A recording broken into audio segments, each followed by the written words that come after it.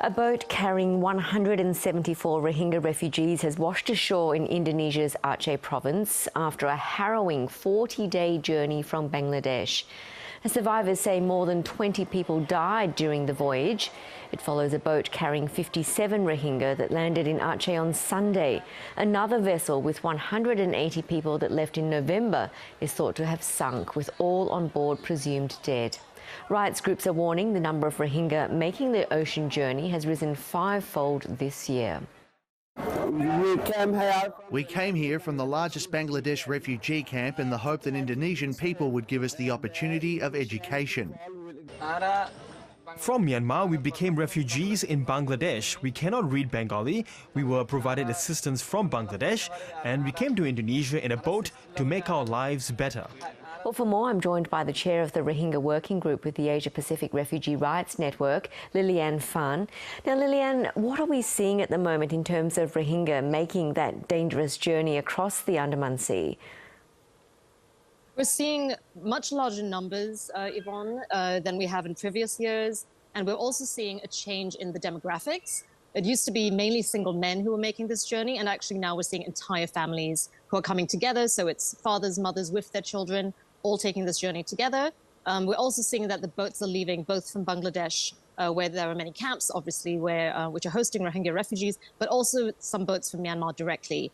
So we think that the level of insecurity in both Rakhine State in Myanmar, as well as in the camps in Cox's Bazar, are really deteriorating. You know, the insecurity is really rising. So we are seeing that so many more Rohingya refugees are willing to take this very dangerous journeys, many of them risking their lives in order to flee from those situations. So the deteriorating situation in those camps that you talk about, is that a large part of why we're seeing such a large exodus from camps there in Bangladesh, particularly over the past year? Absolutely. It really is because there's been a lot more violence in the camps, a lot more insecurity, but also the fact that Rohingya who are in those camps are starting to realize that they actually don't have a future there. They have restrictions on education for their children. Even the shelters that are in those camps are still extremely temporary. They're all really living still in tarpaulin and bamboo huts, basically. No semblance of any kind of even semi-permanent structure. And also they're realizing that it's just becoming more and more impossible to think about returning to Myanmar, especially now with the coup and the situation that's just getting worse there. Return, you know, in a voluntary and safe, dignified manner just seems much, much further away. Where are most of these refugees trying to get to, and just how dangerous a journey is it for them crossing the sea? It's extremely dangerous, Yvonne, because number one, you have overcrowded situations on these boats. People usually can't even stand on these boats.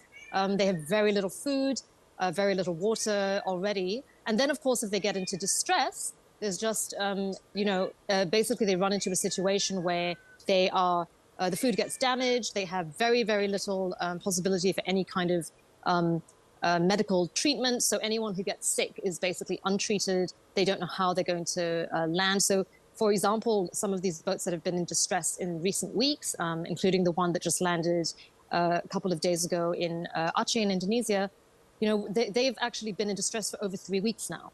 And they've ran out of food already 3 weeks ago. They were able to, you know, have a little bit of assistance, you know, we think from some merchant ships perhaps, or perhaps a navy, which is very unclear who exactly assisted them. But basically they've been facing starvation and dehydration. And at least 26 people on that boat ended up not making it. You know, they ended up dying and were basically, you know, thrown overboard. So it's really, really devastating. On top of that, there's also been consistent reports of violence that takes place on those boats as well by the agents, you know, the smugglers, that there's sexual violence that takes place on these boats. There's abuse that takes place towards children, but also men. They get beaten. So there's many, many reasons why these journeys are extremely dangerous. And for those who do eventually arrive, say, in Aceh in Indonesia, how are they received? What are Indonesian authorities saying? So what we've seen is that in Aceh in particular, there has actually been a tradition for quite a few years now of rescue. So that's really particularly by the fishermen of Aceh, and it's because they practice what they call an adat, which is a customary law, which in fact it puts them under an obligation to rescue any life that is in distress at sea. And when I say any life, they explain it in terms of it's not just saving Muslims, it's not just saving even any human being, it's actually even an animal who would be in distress at sea, they would actually be obliged to rescue it. So for them, the fact that these are human beings, and then of course on top of that, the fact that these are Muslims, they don't even question that this is a necessity. They have conducted this kind of rescue many times in the past already, but I think what is important to remember here is that it's not, this is not a solution. You know, it's very courageous and extremely commendable that Achenese fishermen, who themselves have been through so much, war. And in fact, the day that they rescued this boat a couple of days ago was the 26th of December, which was 18 years after the tsunami. So it was, they themselves were commemorating a tragedy that had happened to them.